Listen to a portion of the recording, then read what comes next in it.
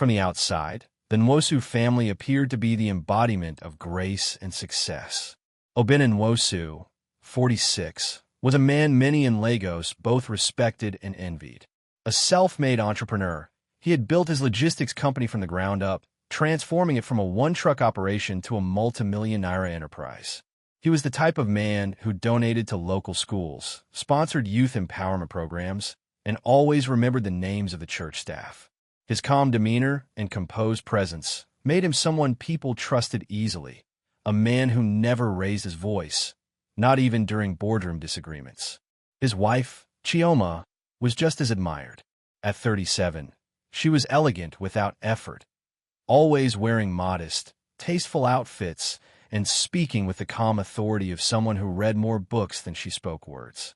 A literature teacher at St. Mary's Secondary School, she had a reputation for inspiring students to dream beyond their circumstances. Parents adored her, students respected her, and colleagues often turned to her for advice. On Sundays, she sang in the church choir, often standing beside Obinna with hands gently clasped in prayer. Together, they looked like the ideal couple, wealthy, dignified, and deeply rooted in faith and family. But perfection, as it often is, was just a mask. Behind the heavy gates of their Lekki estate, the Nwosu home had grown quiet, the kind of quiet that didn't speak of peace, but of distance. Dinner conversations had become transactional, updates on work, polite inquiries about health, or shared comments on current events. The spark that once drew them together had long fizzled into routine.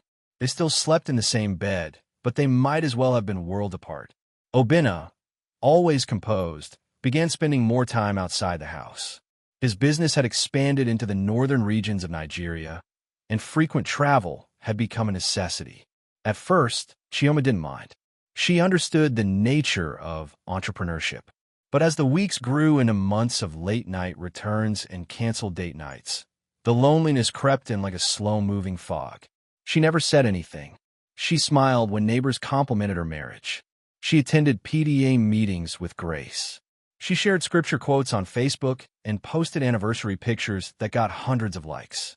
But inside, she was growing tired. Obinna noticed the changes but chalked them up to stress. He believed that providing a good life was his highest duty, that love could be expressed through stability and security. What he failed to see was that Chioma missed the little things, the morning coffees they used to share, the way he once complimented her dresses, the lazy Sunday afternoons filled with laughter and teasing. Now, he was either on a call, in transit, or locked behind his office doors, reviewing contracts. Chioma, on the other hand, tried to fill the emotional vacuum with activities. She volunteered to help organize the school's upcoming cultural festival, took on extra tutoring sessions, and joined a women's Bible study group. Her days were full, but her heart remained empty. At night, she stared at the ceiling while Obinna snored beside her, wondering if this was all marriage was supposed to be, silent loyalty wrapped in expensive sheets. They never fought. They never screamed. But silence, as Chioma would later recall, was sometimes a much louder scream than words. Their friends never saw the truth. To the outside world, they were #couple goals. But behind closed doors, they were two lonely souls sharing a roof, each too proud or too tired to admit something was wrong. It was in this quiet vacuum of fading love and growing distance that something dark would eventually take root. Neither of them knew it yet, but their perfect illusion was already beginning to crack. Emeka Okoye was the kind of student teachers rarely forgot. At 18, he had a sharp mind and a natural curiosity that set him apart from his peers. He asked questions not just to pass exams, but to understand the world, often staying behind after class to discuss poems or dissect the themes of novels far beyond the syllabus. He wasn't the loudest in the room, but when he spoke, people listened. Chioma noticed him almost immediately. It began with a classroom discussion on Chimamanda Ngozi Adichie's Purple Hibiscus. While the rest of the class gave generic answers about characters and plot, Emeka dug deeper, talking about emotional repression, family dysfunction, and the power of silence. His insight caught Chioma off guard. That afternoon, she called him to her desk and asked where he had learned to analyze literature like that. "I just feel the stories," Emeka replied, shrugging with a smile. "They remind me of life at home." It wasn't long before she found out what he meant. Emeka lived in a cramped two-room flat with his mother, a market woman who had raised him alone after his father walked out when he was 6. Money was tight. Meals were sometimes skipped. Books were borrowed, never bought. Despite this, Emeka had managed to stay at the top of his class, driven by an unrelenting desire to escape the cycle of poverty. He dreamed of studying law at the University of Ibadan and one day becoming a human rights advocate. Chioma was moved. She saw something of herself in him. Ambition tempered by hardship, intellect overshadowed by circumstance. So she offered to help. "Come by after school," she said one day. "We'll work on your university prep together." At first, it was just about academics. Twice a week, Emeka would come to her house in the early evenings, books in hand. They would sit in her study, poring over passages and working through exam questions.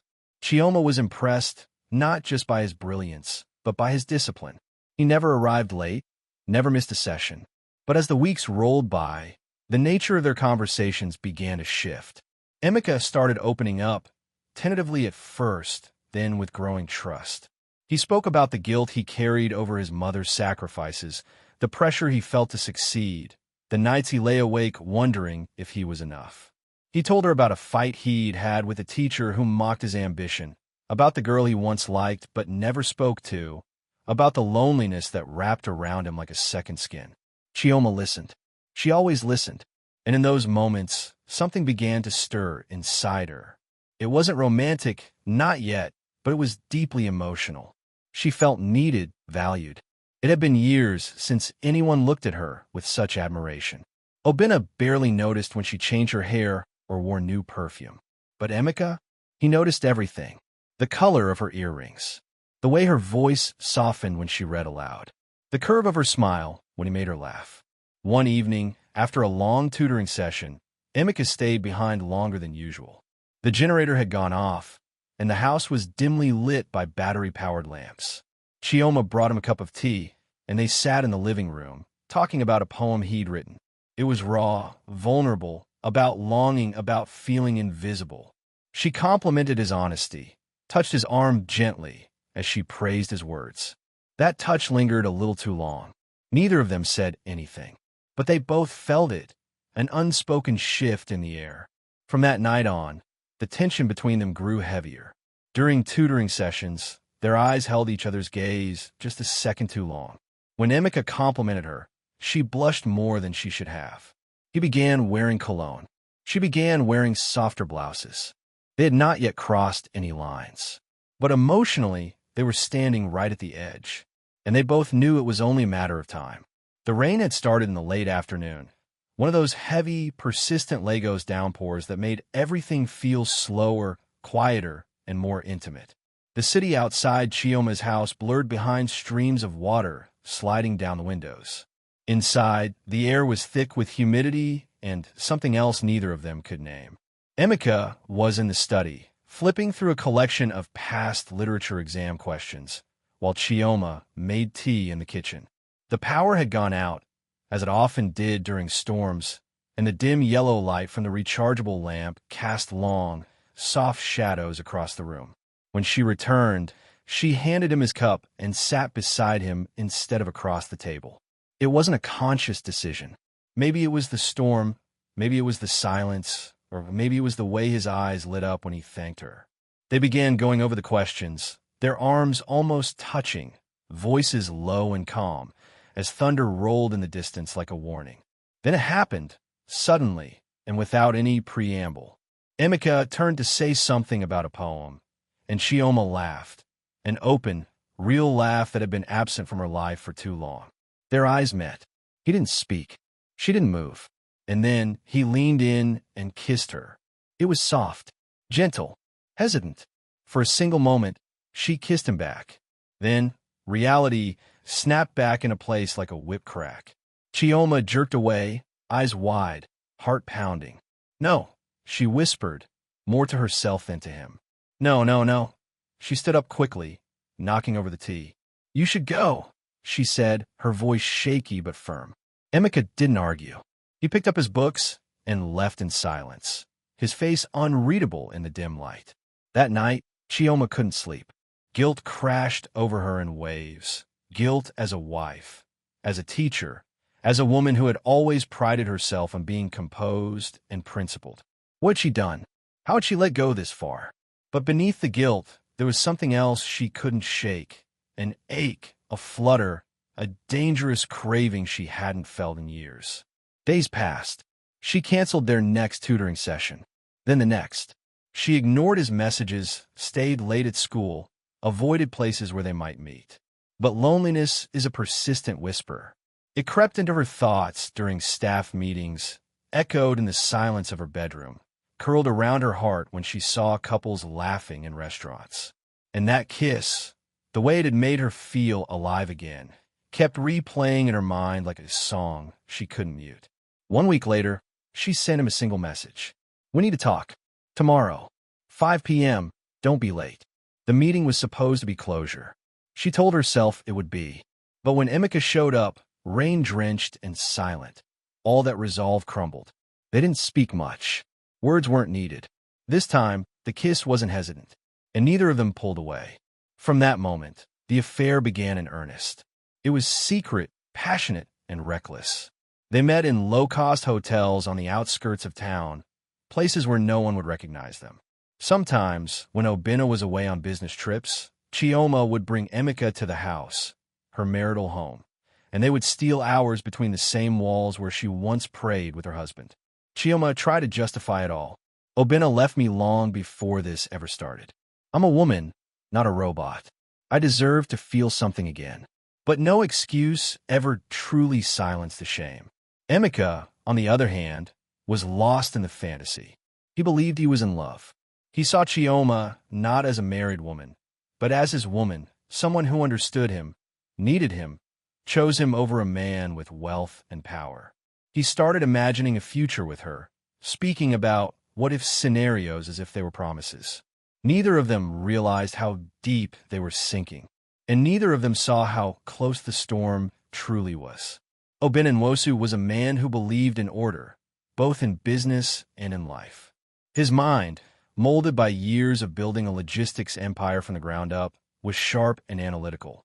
So when the routine of his home life began to fray at the edges, he didn't react with emotion. He observed. It started with little things.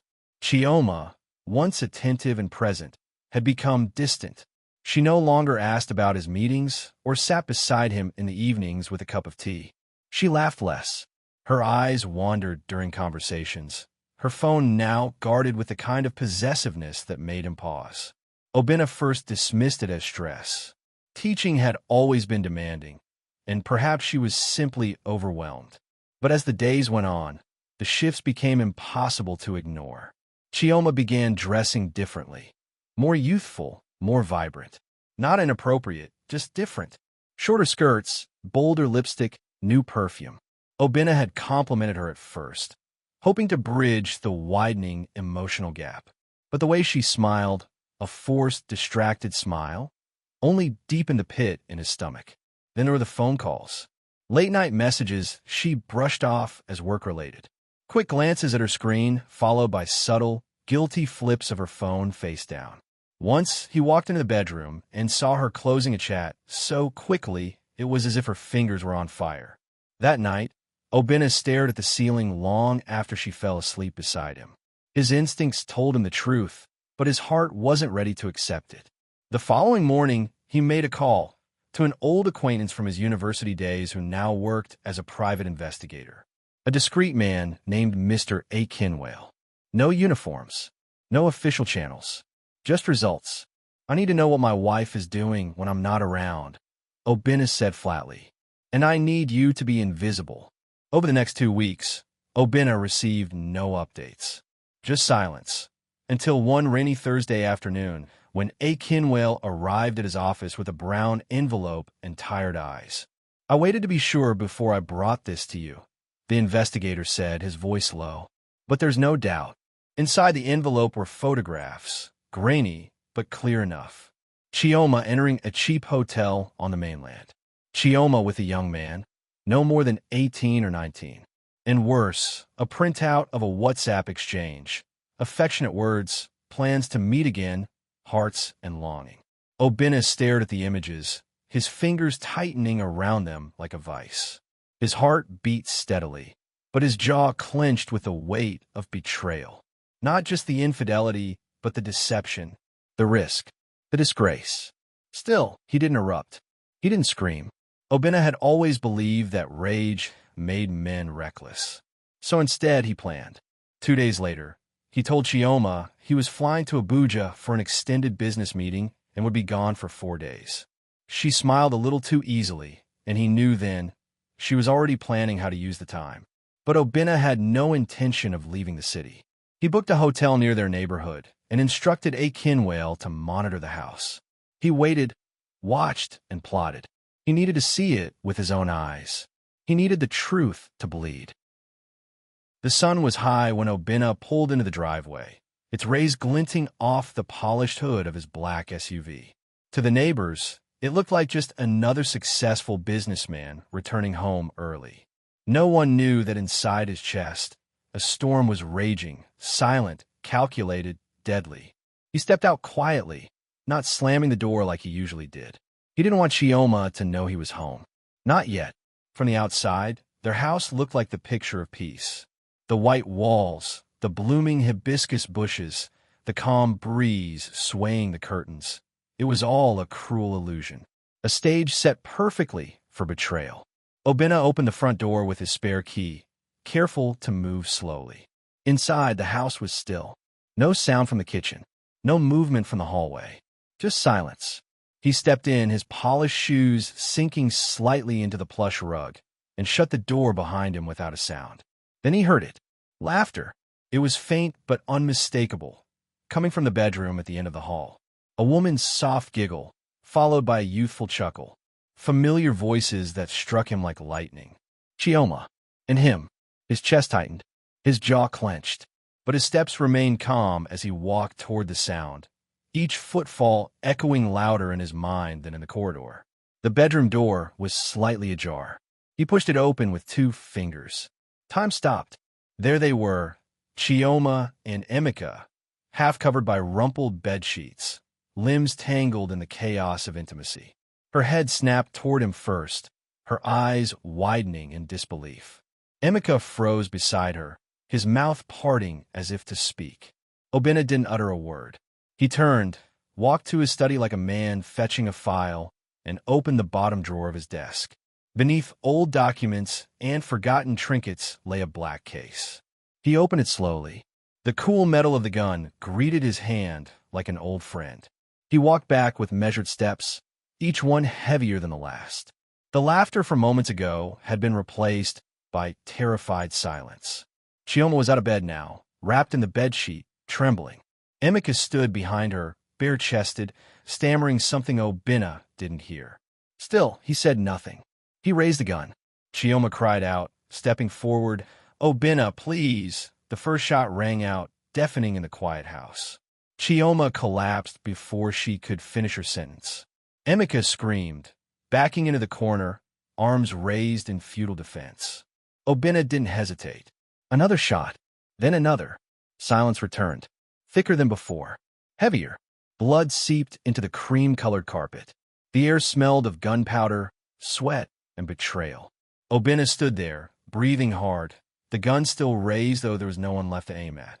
Outside, a bird chirped as if the world hadn't just shattered. Inside, the home that once stood as a symbol of success and love now held only death. The gun felt heavier now, as if it had absorbed the weight of the choices made. Obinna stood in the silence of his blood-stained bedroom, heart beating slowly, deliberately, like the ticking of a grandfather clock in the final moments before midnight. His eyes scanned the motionless bodies of his wife and the boy who had torn his world apart. But there were no tears, only the hollow clarity of a man who had nothing left to protect. He picked up the landline phone, his hand steady, and dialed 3 digits.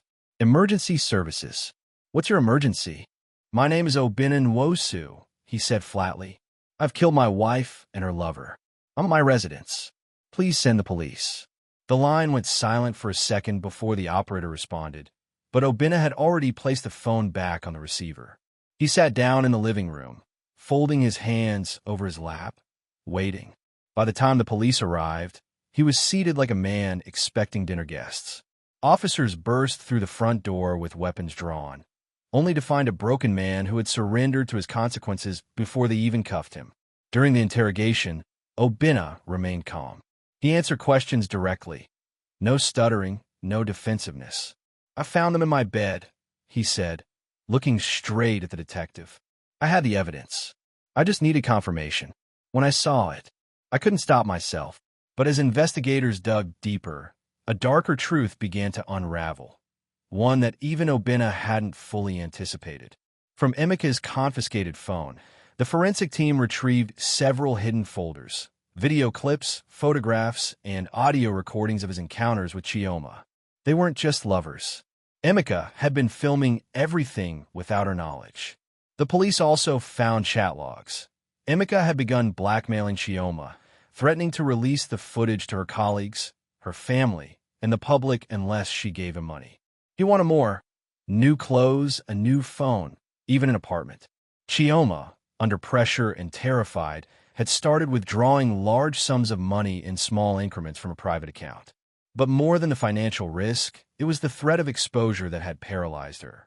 Because buried in Chioma's past was a secret even Obinna didn't know. At 19, Chioma had gotten pregnant. The father? Obinna's late brother, Uchichukwu. It was a relationship she never spoke of, one that ended in heartbreak and a quiet abortion she carried in silence for years. When Obinna proposed to her years later, she accepted, believing that part of her life had been buried forever. But Emeka's threats reignited that old fear. What if the scandal brought everything back to the surface? What if Obinna learned that she had once been intimate with his own brother?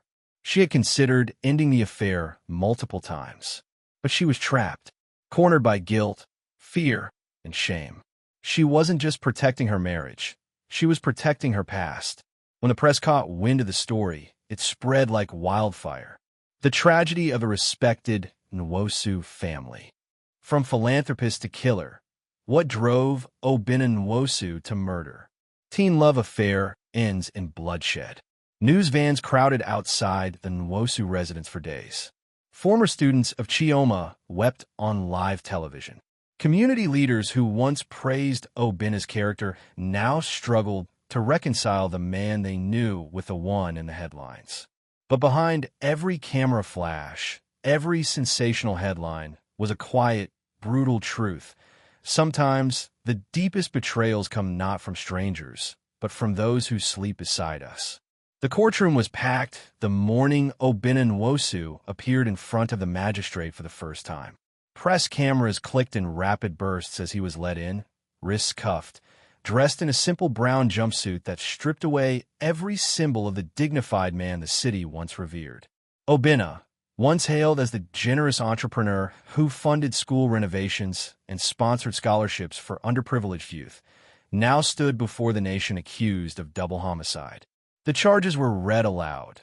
2 counts of first-degree murder, unlawful possession of a firearm, and premeditated violence.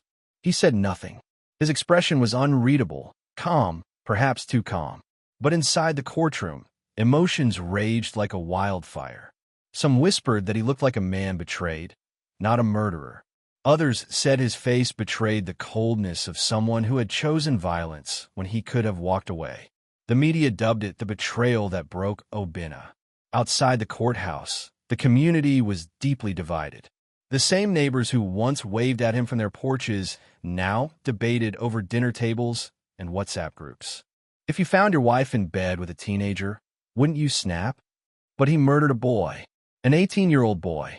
She humiliated him, lied to him for months. Still doesn't justify pulling the trigger. The debate was heated, relentless, and painfully human. Among the mourners, none was more shattered than Ngozi Okoye, Emeka's mother, a single parent who had raised her son with everything she had. At the memorial, she sobbed openly in front of mourners, clutching his framed photo. "He was my world," she cried. "He wanted to be somebody. He told me there was someone who believed in him, someone who made him feel important. But these last few months, he changed. He stopped coming home early. He had secrets in his eyes. She revealed that Emeka had become increasingly distant, staying out late, ignoring her calls. He once mentioned a woman who understood him, but refused to give her name. She had assumed it was just a crush, a distraction. She had no idea it was Chioma Nwosu, a woman old enough to be his mother, a woman she once respected. Chioma's friends and colleagues attended her funeral in stunned silence. Many refused to believe she could be involved in something so scandalous, but others, after time and reflection, acknowledged the subtle signs. She smiled a lot, one teacher said, but the smiles didn't reach her eyes anymore. She started dressing differently, another whispered. Younger clothes, new perfume. I thought she was just reinventing herself. She was lonely, someone finally admitted. Obinna was always away. I think she just wanted to feel seen again. In the days that followed, new questions surfaced. Was it love? Was it manipulation? Was Emeka truly in love? Or was he using Chioma? Was she the victim of a young man's deceit? Or was she the adult who crossed a sacred line? The answers were complex, buried under layers of shame, secrecy, and grief. But one truth remained. 2 lives were lost. One man's legacy was in ruins, and an entire community was left picking up the pieces of a tragedy born from silence, desire, and betrayal.